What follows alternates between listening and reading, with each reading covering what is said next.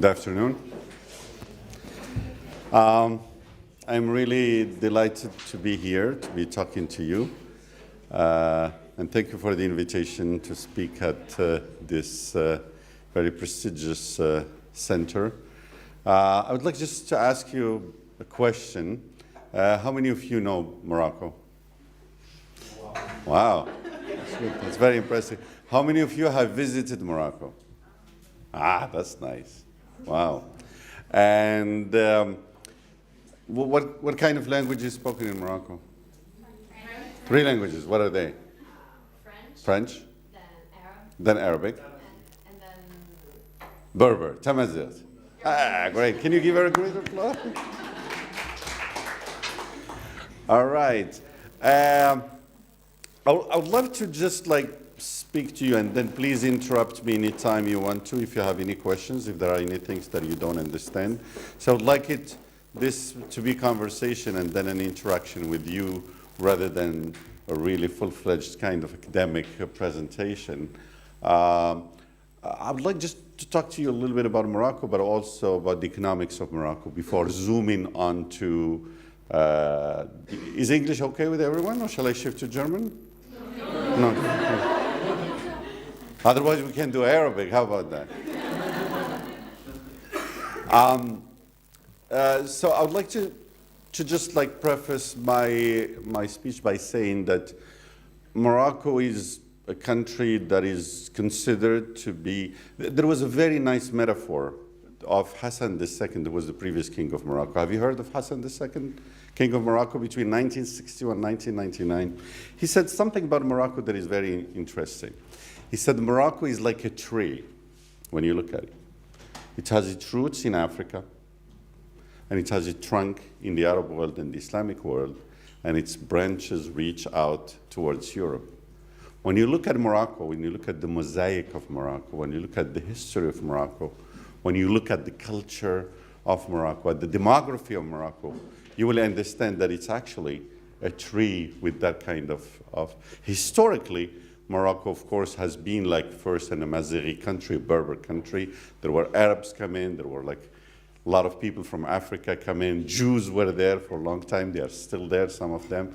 And there are Europeans who came in 20th century, but there were Spanish and Portuguese invasions since the 15th and 16th century. That's why Morocco is a mixture of a lot of things. And then when you look at it, it's a highly multicultural kind of country with languages spoken, different kinds of looks on people. You can find people as European as some of you, and others also as, mixed kind of ethnic races within Morocco. So this kind of multicultural and diversity of Morocco is what makes, if you like, the identity of Moroccans, in the sense that we have been peoples living together for a long time. The first state in the modern sense of state in Morocco goes back to the 8th century, actually. There were princedoms before then, thousands of years before then, Berber princedoms. But the real state of Morocco, as we know it, dates back to something like 1,200 years ago. So this is like a country that runs deep into history with its own culture, its own people, the languages that are spoken, and also the different kinds of traditions that have melted into a melting pot that we call Morocco or Moroccanness. It's very important to talk about this because we will be able to go back when we talk about tourism to talk about that. I don't want to bore you with the history, so let's move to Morocco today and talk to you a little bit about the political situation right now in Morocco. You know, one of the events that has really characterized the region recently over the last 3 years is what is called the Arab Spring. And the Arab Spring is young people all over the place, but they started in Tunisia and Egypt, and they rose against authoritarianism, against oppressive regimes, against the lack of perspectives for a lot of young people like yourselves who want jobs, who want education, want employment. And that kind of event actually pulverized the whole Arab world. But how did we feel that in Morocco? How did we respond to that? It did not mean that we were not affected by the Arab Spring. We were, But we are probably the only country that took that positively in a very, very interesting sense. I lived through that because at that moment I was not a minister of tourism. I was just an active militant in one of the political parties, and I was a university professor talking to young people like yourselves. But how we lived that is very interesting, and I tell you a little story before we go and then focus a little bit more on economics and on tourism. In Morocco, we felt never threatened by the Arab Spring. We saw that the demands of young people who say we want dignity, we want jobs, we want change, we want democracy are legitimate kind of changes. So we engaged in a dialogue with them. I was there in the streets of Rabat when a lot of young people like you were going out in the streets, and then I put Twitter tweets, and I wrote on Facebook, and I talked to them. They were invited to television. They were also, the media were open for them. And that created a whole dialogue. So the Arab Spring in Morocco led to a dialogue, and led also to the political elite in Morocco to take note of that, and there were changes that happened. At that year, that very year, the king called for constitutional reforms in order to respond to the demands by a lot of the young population in the streets. That's the only country in the Arab world that said, look, what you are demanding is legitimate. We agree with that. Let's put a constitution in order to respond to that. And we did that.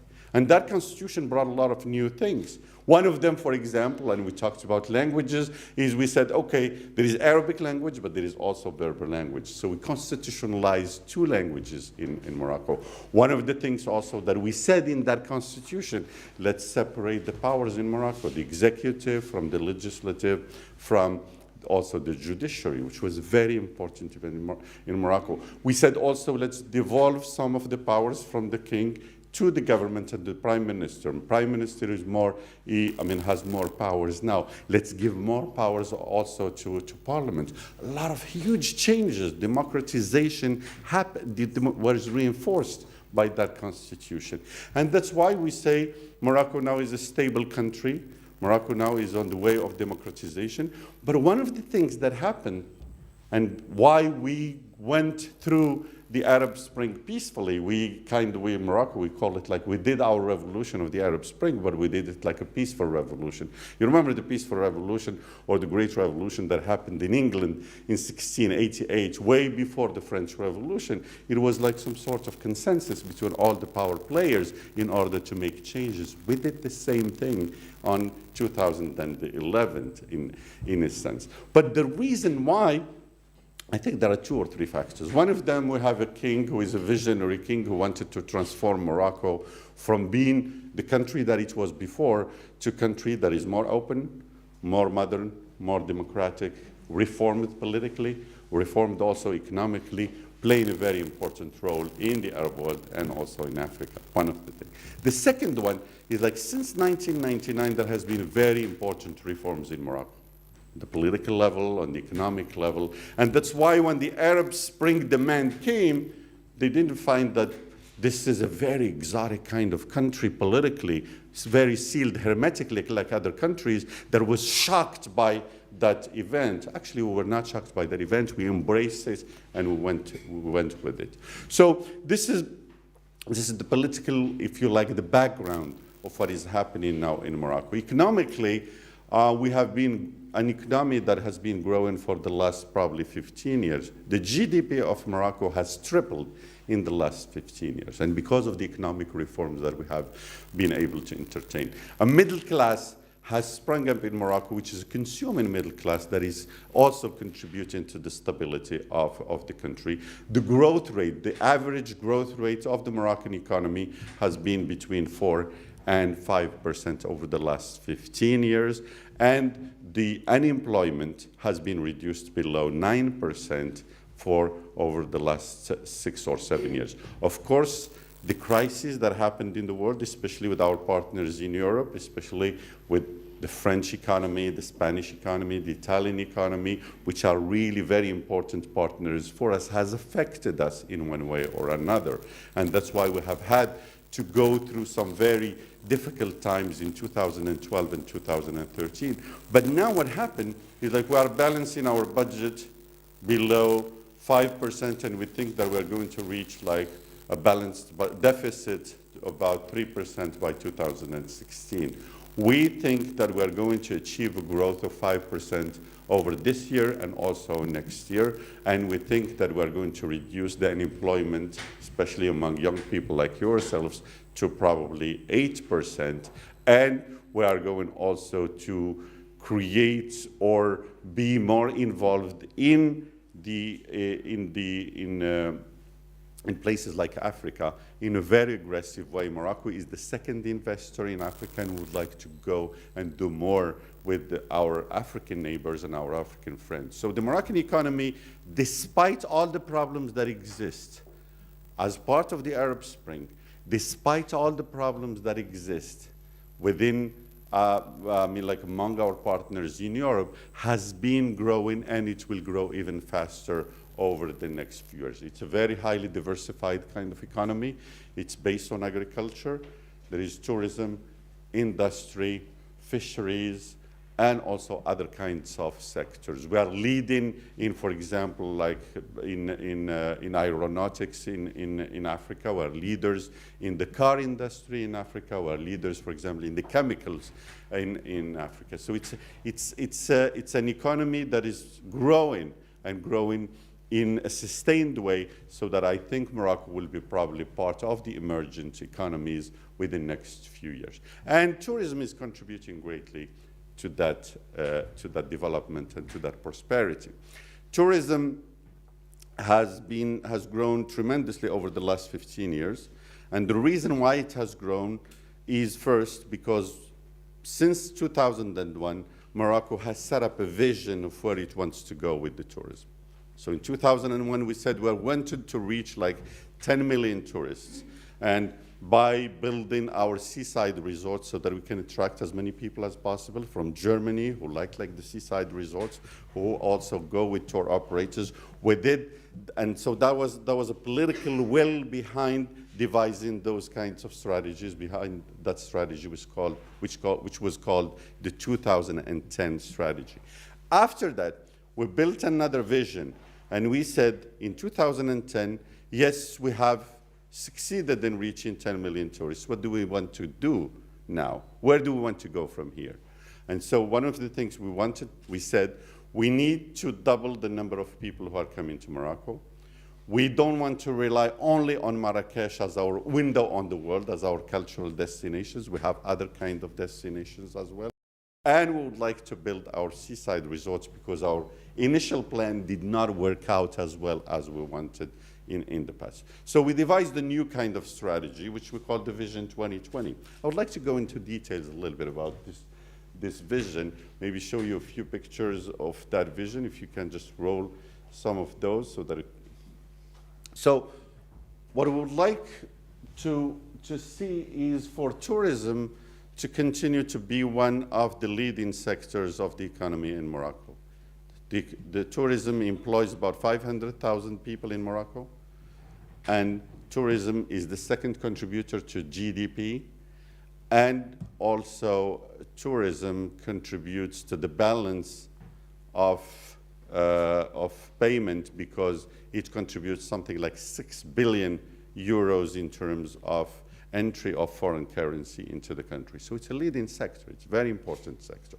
So we would like that to continue happening, but we would like that to continue happening in a different way from what we have done so far. One of those things we said, well, look, Morocco is a country that is rich in terms of its cities, medieval towns, its cultures, its diversity is very important. There is not only one city, which is Marrakesh. There are like hundreds of cities, some of them even better than Marrakesh, even more interesting than Marrakesh. So we said, our cultural product, we want to diversify that. Tangier is a very important kind of city in the north of Morocco with its Andalusian heritage, which the mixture that is between Arab and Andalusian heritage and the Spanish influence on cities like Tangier and Tétouan in the north of Morocco. So that's a cultural destination by itself, with a lot of seaside resorts as part of it, and also with a very important offer in terms of business tourism as well. Fez, have you heard of Fez? Yes? Yes? So, Fez? The hat, but there is the city as well.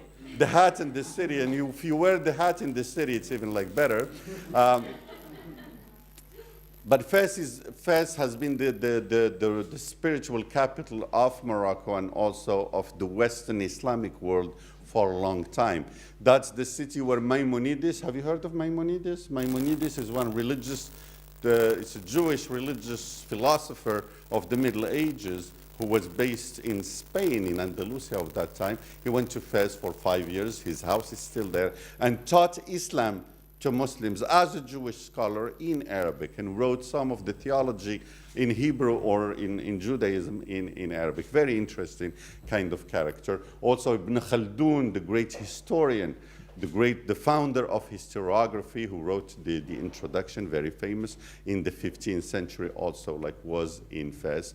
Leon the Africanos, who is the great traveler from Andalusia who went to Morocco, went to Timbuktu, and then ended up in Rome, and then the Pope liked him. And he says, you look like me, you look like the Pope, but you are a little bit dark, so I'm going to call you Leon the Africanos. You are the Leon the African. And it's a very important character also who wrote books about that. So all of those went to Fez. Fez is a pilgrimage center for all the intellectual and the spiritual leaders. There is, by the way, if you are interested, every year we organize a nice festival there. It's called the Sacred Music Festival, and all the big kind of singers who do like Sufi music and spiritual music end up there. Nusrat Ali Khan, if you have heard of Nusrat Ali Khan, the great singer from Pakistan, was there before he died. So Fez is also a very important cultural capital. It's very important destination by itself.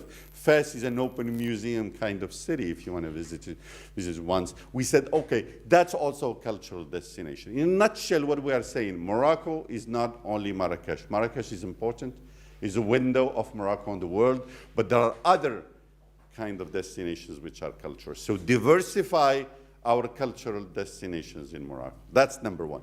Number two that we want to do is we say, okay, we are on the Mediterranean, we are on the Atlantic Ocean, we have 3,500 kilometers, but we are not competitive when it comes to seaside tourism, to beach tourism.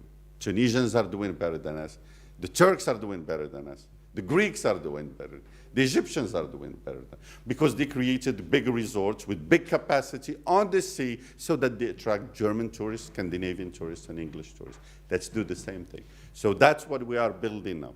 We are building big resorts in Morocco, some of them on the Mediterranean for people who like the Mediterranean. The Italians love the Mediterranean, so you have to have resorts for the Italians over there. But I know the Germans like to go in winter to places where they can have the sun. So that's what we are building, sea resorts in the south of Morocco for people like the Germans, like the Norwegians, and like the Swedish. So build a capacity of 100,000 beds on the seasides of Morocco, on the beaches of Morocco.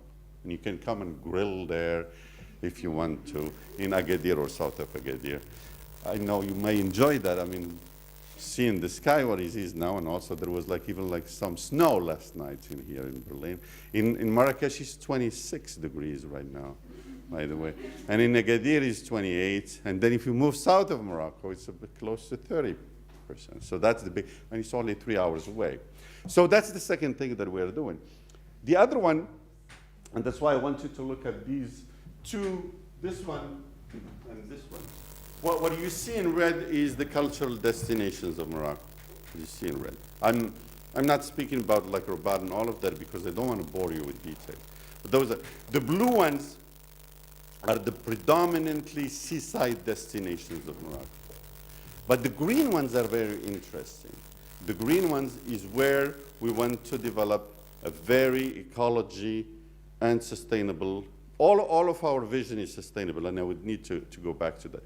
But what we are doing in those destinations which are green is our ecotourism, which is friendly to the environment, which is not very, it's not very heavy in relation to the environment. That's where we develop most of our ecology projects. If you look down here in the south, which is the city of Dakhla in the Sahara, the city of Dakhla is the capital of kite surfing in the world. Anyone here does kite surfing or knows what's kite? You do kite surfing. Have you ever been to Dakhla?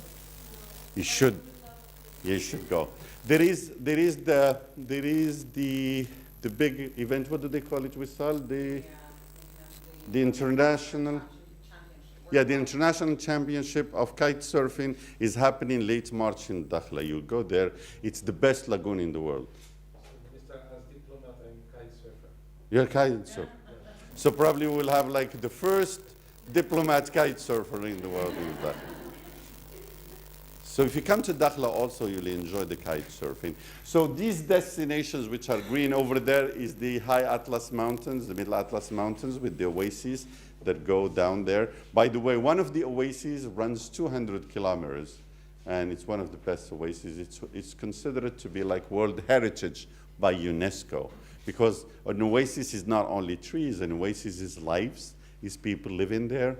And what is good about the oasis, like the Dra oasis or the Ziz oasis, is like there are different kinds of cultures living there. The Jews, people from African origins, the Berbers and the Arabs have been living there for a long time. They did some fighting in the past, but I mean now it's a nice, because they have built their kasbahs, they built like their castles over there, and it's a beautiful kind of vision over there, but you can also like see the nomadic culture, how it transformed by the sedentarization around the oasis in the south of Morocco. So those are like our nature kind of destinations. So what we did is like we said, look, we're going to add 3 cultural destinations to Morocco. We have 4 now with Marrakesh, 2 which are based on seaside, and then 2 which are based on nature and ecology. It does not mean that we're not developing like resorts, for example, in the north of Morocco. There are nice resorts there, but the predominance is for culture. It does not mean that we don't have any culture around here. If you go here, you'll find the city of Terudent, which was the capital of the Saadi dynasty in the 15th century. It's full of culture, and there are a lot of things to see there, but the predominance is, of course, for seaside tourism. So all of this is very important. So we are actually diversifying our offer because we think that the markets are very highly diversified. We know, for example, that the Germans come, they like the culture, they like nature, but predominantly there is a very much tendency to use like beaches and to go to beach destinations. So that's where we want the Germans to come over here.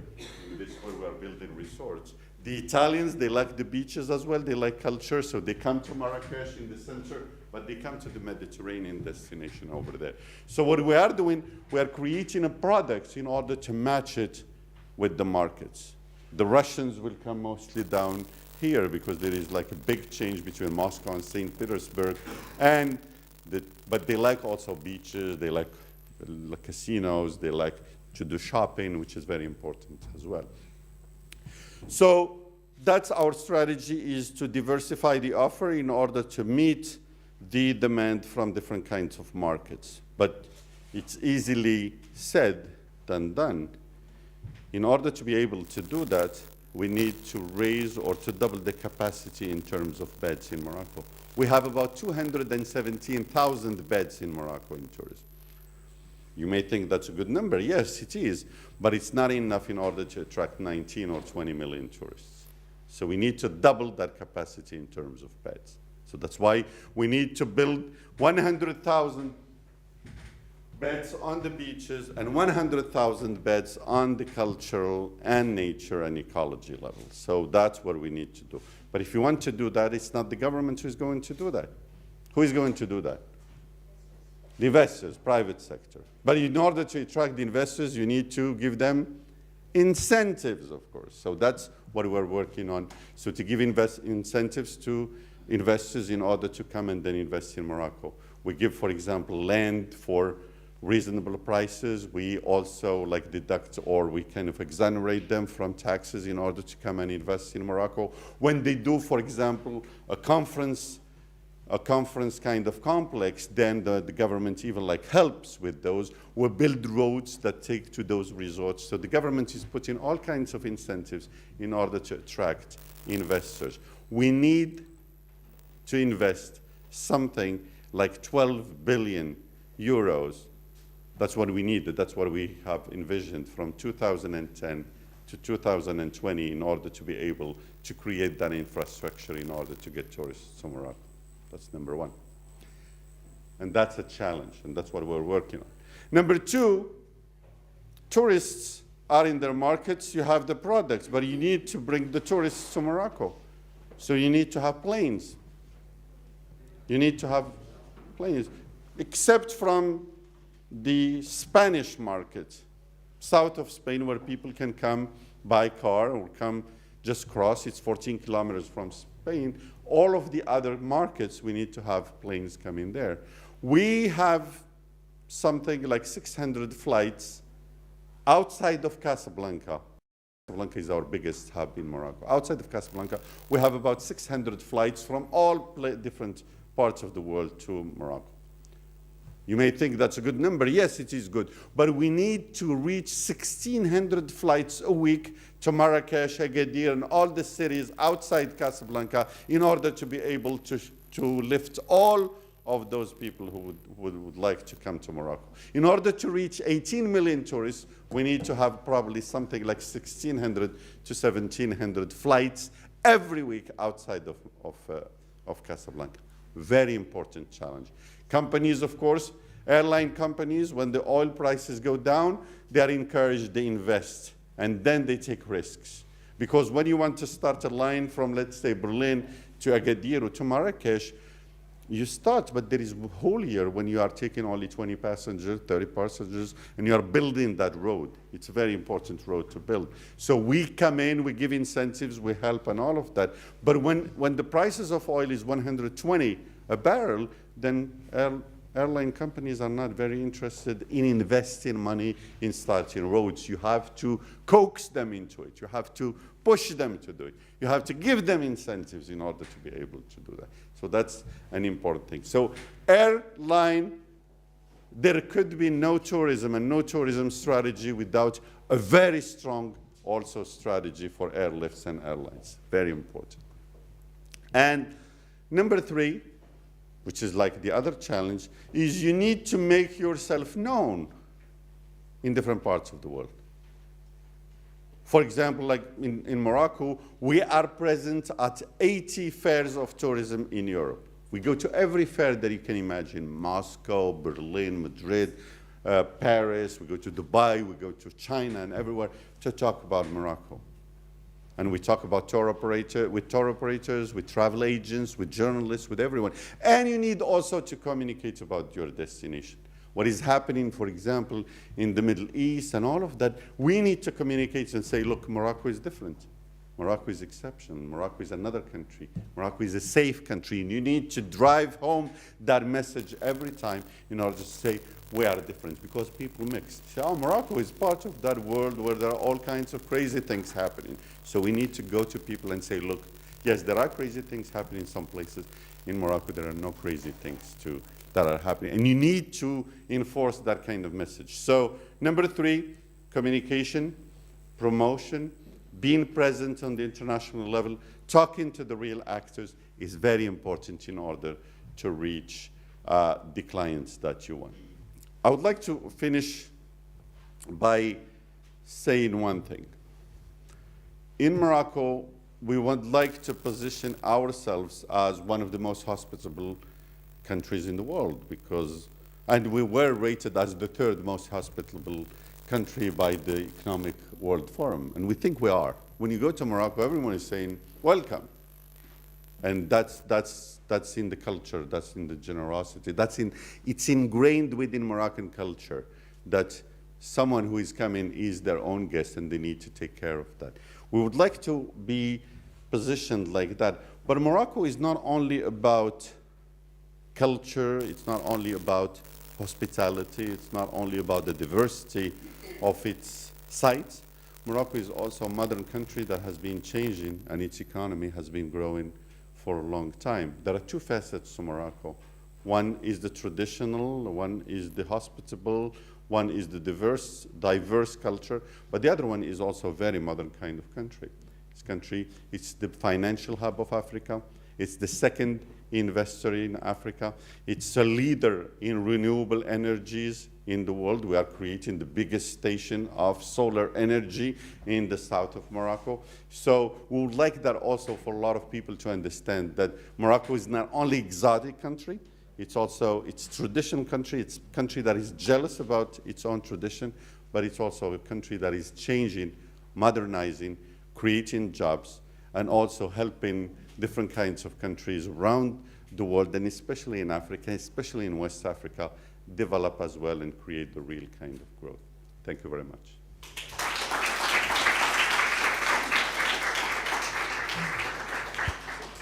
So, Minister I Lahcen can take a Haddad. few questions, but only in Arabic. Yeah, thank you again for your speech. I'll open the floor. I can bring the mic over.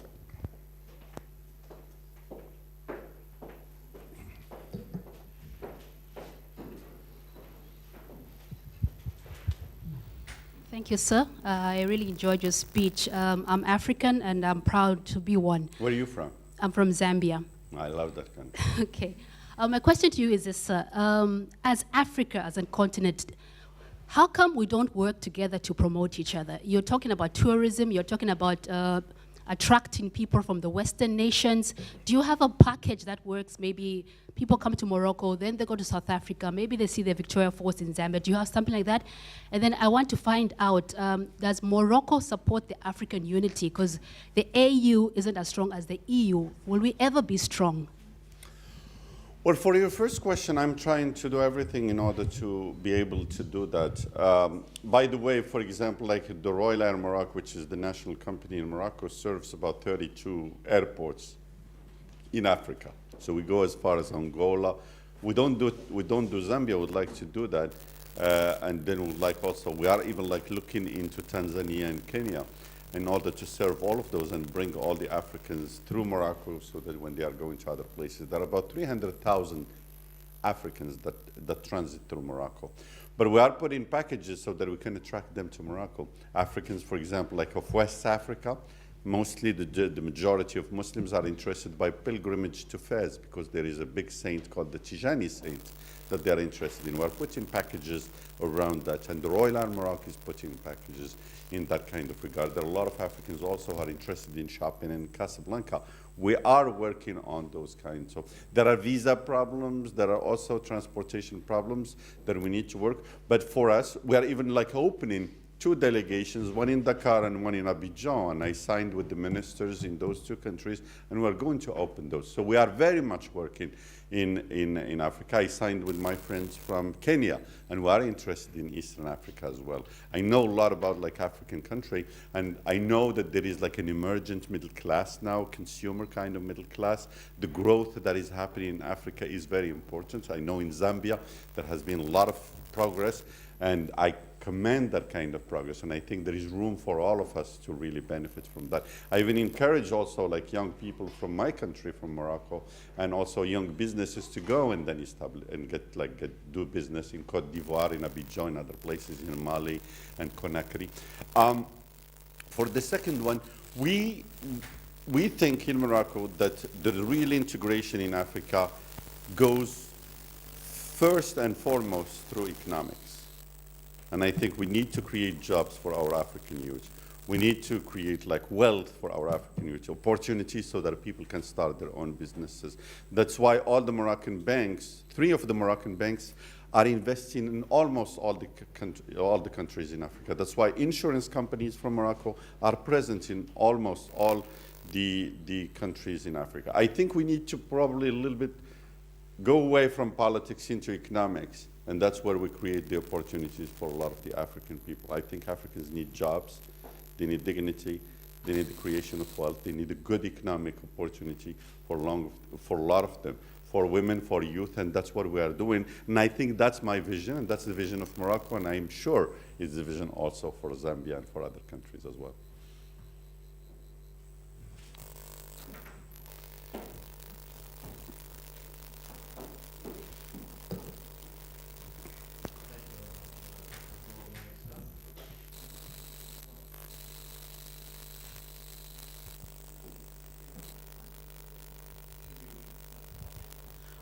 Thank you very much, sir.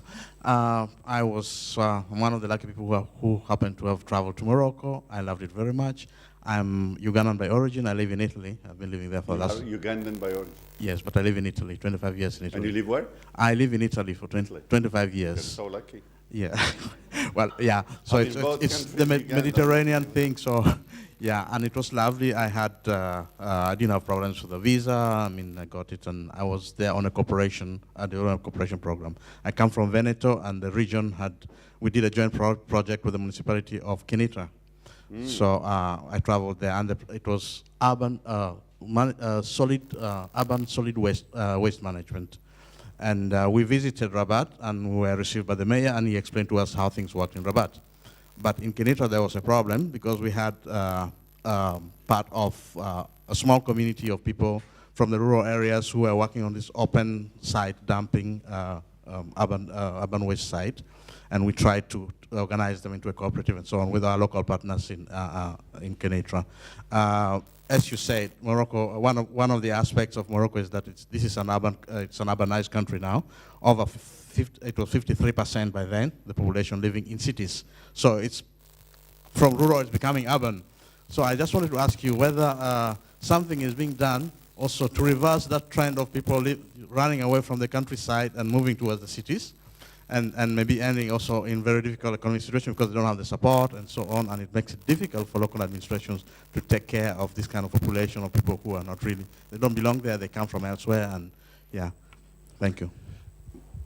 Urbanization is a serious problem in Morocco as it is in other parts of the world, and I think a lot of countries, developing countries like Morocco, this is an inevitable kind of process that is happening. And I don't think you can prevent people from migrating from the rural areas to the cities, especially that a lot of post-colonial governments, they didn't invest in the rural areas, they didn't do infrastructure in the rural areas, they took care mostly of the cities, and that's what a lot of people come to the cities, because that's where there is education, there is health, and there is also access to jobs. It's only now that a lot of countries are saying, oh, the rural areas, we need to do something about it. So what we are doing in Morocco is since the 90s, we did very ambitious programs for the rural areas. One of them is electrification. So we're reaching something like 97% of access to electricity in the rural areas. We have a big program for what we call them rural roads, so that we can link communities and then make them communicate with the rest of the world and also do economic dealings with the rest of the world.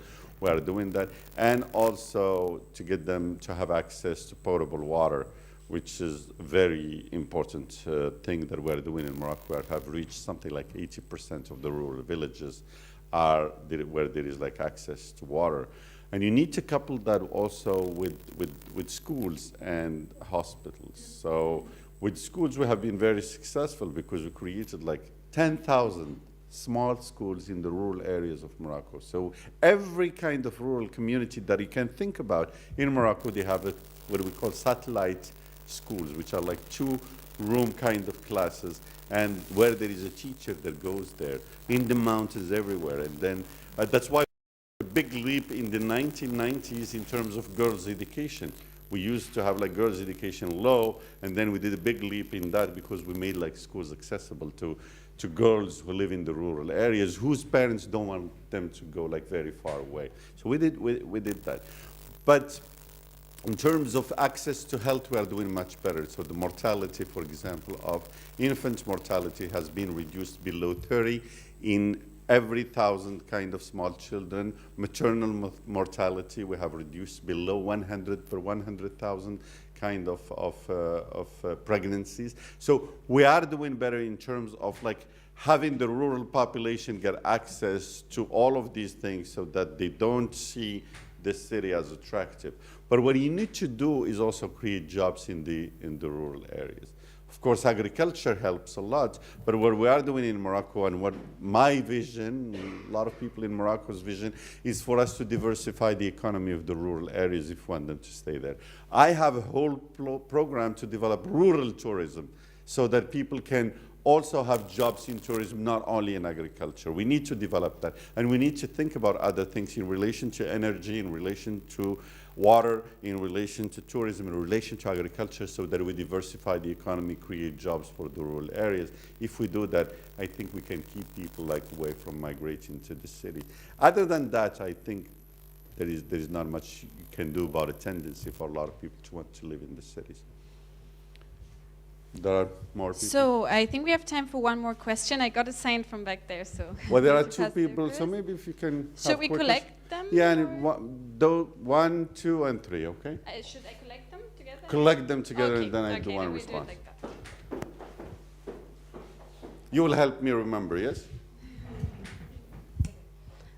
Well, thank you for your speech. I have had the pleasure to visit Morocco a couple of years ago. I went to Marrakesh. But my question is, how do you improve the safety of female tourists? Because I was there with some female friends, and we got a lot of nasty comments when we were walking on the street. It's a beautiful country, but that sort of put us off a little bit. So I was wondering how you could work with that. Yeah, okay. So harassment, remember with some harassment of girls. Good day, sir. Thank you for your beautiful presentation. My name is Dennis. I'm from the Netherlands. And my question regards the Moroccan diaspora.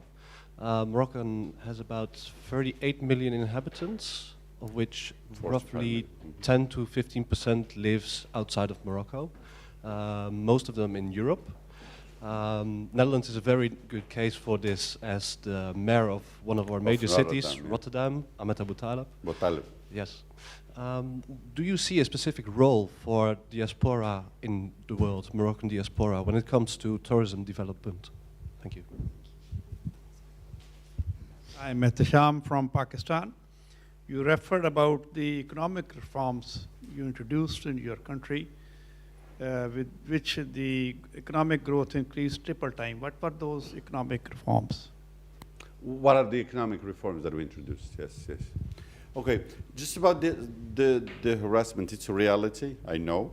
It exists within Morocco, but it's not typical for foreigners visiting Morocco. Moroccan women and girls are also, some of them are harassed in the streets. So it's a social phenomenon before it becomes any kind of phenomenon, just with regard to foreign women. So there is a lot of education that we need to do, and there are like associations and organizations which are doing that kind of work.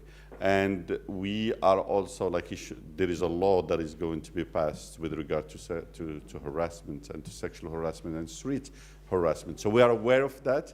A lot of Moroccans are aware of that. It's not just like tourism, it's about the whole population. So my daughter, who is 26 years old, I've seen, I mean, she told me about like scenes where she was also harassed in the streets. It's a sad phenomenon. It's a phenomenon about like people looking at their masculinity and also like questioning that, and then coming to terms with the fact that women exist in the public space. It's a very interesting kind of learning that needs to happen, and there is an awareness raising that happens with, of course, like the laws that need to be passed in order to do that. And for the Moroccan government, it's a priority that we're looking into. With regard to diaspora, and I also appreciate like what Netherlands do in terms of integrating the foreign population, especially Moroccans living in Netherlands. Some of them are citizens of the Netherlands, and there is like a very successful story to be told there about the Netherlands integrating its migrant population. There is a very important role that they could play. I'm going to tell you a story about like the Turks in Germany. The Turks in Germany have played a very important role in promoting Turkey in Germany, but not only promoting it, but also creating businesses that deal with Turkey as a destination. They create tour operators, they create travel agencies, communication agencies, and they take a lot of Germans to visit Turkey. We would like our diaspora to play that kind of role. So that's what I'm thinking. It's a grand plan for a lot. We have like millions of people living in France, in Belgium, in Netherlands, about 180,000 living here in Germany. They live also in other places. We would like them to play that very important role, and I think it's something that we would like to talk to them about. They are already investing in Morocco, coming to Morocco, contributing to the economy of Morocco through their remittances, but I think we would like to make those remittances into a source of investment, a source of help in their own country.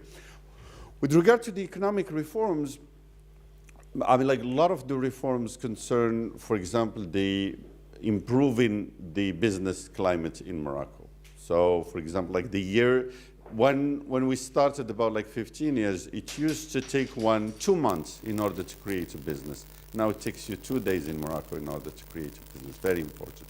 We also reduced the pressure, the fiscal pressure. Taxes that you pay, it used to be 25% when you put all of those taxes that you pay. We reduced that tremendously. Whether it's taxes on revenue, taxes, corporate taxes, we kind of unified the VAT as well. So it's a less important pressure on the businesses in order to function. Number three, for example, with regard to registration of property, it used to take forever in order to register property. We're reducing the number of months it takes in order to reduce that kind of element. We have also improved the investment code, and then what kind of things we need to do in order to help investors. Like there are all kinds of tax rebates if you create your own project, and also kind of tax exonerations if you import stuff for your own project.